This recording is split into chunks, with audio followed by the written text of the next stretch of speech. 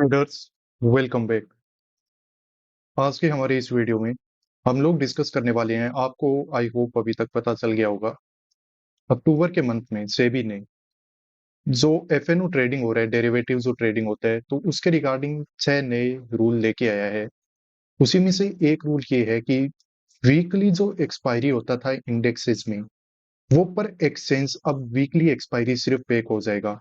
पर एक्सचेंज का मतलब ये है कि आपको पता है कि इंडियन जो मार्केट है उसमें दो एक्सचेंज है, एक है एनएसई नेशनल स्टॉक एक्सचेंज और दूसरा है बीएसई बॉम्बे स्टॉक एक्सचेंज।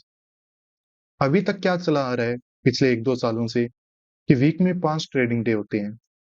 हर एक दिन क्या होता है, कोई ना कोई एक्सचेंज का अपना जो एक पर्टिकुलर इंडेक्स है उसका वीकली एक्सपायरी होता है। तो उसी वजह से क्या हुआ कि यहाँ पे जो रिटेल इन्वेस्टर है वो स्पेक्यूलेटिव जो एक्टिविटीज है उसमें उनका इन्वॉल्वमेंट यहाँ पे बढ़ गया और उनका जो सेविंग का पैसा है वो यहाँ पे जाने लगा। तो उसी को कंट्रोल करने के लिए, उसी को रेगुलेट करने के लिए अब एक नया रूल जो सेबी लेके आया है वो ये है कि 20 नवंबर के बाद से ये जो दो एक्सचेंज है ये पर वीक अपने कोई भी एक इंडेक्स में, जैसे एनएसई है, अब इसकी वीकली कौन कौन सी एक्सपायरी होती है, निफ्टी 50 में भी हो जाती है, बैंक निफ्टी में भी हो जाती है, फिन निफ्टी में भी हो जाती है, सो एंड सो।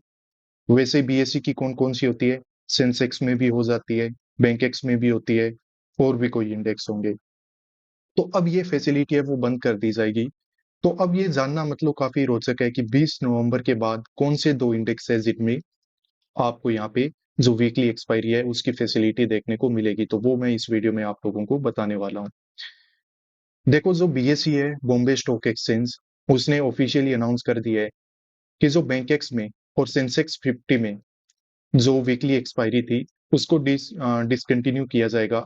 और हम जो अपना एक इंडेक्स वीकली एक्सपायरी के लिए रख रहे हैं वो कौन सा है, सेंसेक्स, या फिर जिसको बोलते हैं सेंसेक्स 30। इसके पीछे अब एक और वजह है, क्योंकि ये जो सेंसेक्स 30 है, यहाँ पे ओवरऑल क्या है कि जो भी बीएसई की जो भी डेरिवेटिव यहाँ पे ट्रेडिंग हो रही थी इसके इंडेक्स में, उसमें जो 85% वॉल्यूम है वो सेंसेक्स का ही था। यानी कि 85% लोग हैं वो इसी एक इंडेक्स में, यहाँ पे एफएनओ ट्रेडिंग की जो एक्टिविटी है उसमें इन्वॉल्व थे। ऑब्वियसली अब ये वीकली एक्सपायरी को बंद किया जा रहा है, तो ये जो भी एक्सचेंज है, इनको जो इनका नेट रिवेन्यू था जो ये जनरेट कर पा रहे थे उसमें इनको लॉस देखने को मिलेगा। पर अब इनका एम क्या है कि उस लॉस को क्या किया जाए, कम से कम किया जाए। तो इसीलिए यहाँ पे जो सबसे ज्यादा वॉल्यूम हो रही थी जिस इंडेक्स में, वहां पे ये जो अपनी ट्रेडिंग है उसको कंटिन्यू रखेंगे, वीकली एक्सपायरी यहाँ पे कंटिन्यू रखेंगे। बाकी इंडेक्स है उसमें मंथली एक्सपायरी है वो होती रहेगी। और ये होगा कब से, 20 नवंबर के बाद से। चलो ठीक है, ये तो अनाउंसमेंट हो चुका है, बॉम्बे स्टॉक एक्सचेंज की बात है वो हो चुकी है। अब चलो बात करते हैं एनएसई के बारे में। तो एनएसई ने अभी कोई ऑफिशियली अभी तक अनाउंस तो नहीं किया है, पर जिस तरीके से बीएसई ने अपना डिसीजन लिया है, अगर उसको आप समझ जाओगे तो आपको ये भी पता चल जाएगा कि एनएसई है वो किसको यहाँ पे प्रेफर है वो करने वाला है। ऑब्वियसली सभी को पता है, या तो निफ्टी 50 में कंटिन्यू की जाएगी या फिर की जाएगी बैंक निफ्टी में। पर यहाँ पे मैं आपको बता देता हूँ कि जो सबसे पहले वीकली एक्सपायरी इंट्रोड्यूस की गई थी वो की गई थी बैंक निफ्टी में 2016 में। और ये वाला जो इंडेक्स है इसमें वॉल्यूम और वोलेटिलिटी है वो निफ्टी 50 से ज्यादा है। और जो ज्यादातर डेरिवेटिव ट्रेडिंग हो रही है उसमें हाई वॉल्यूम है इसका।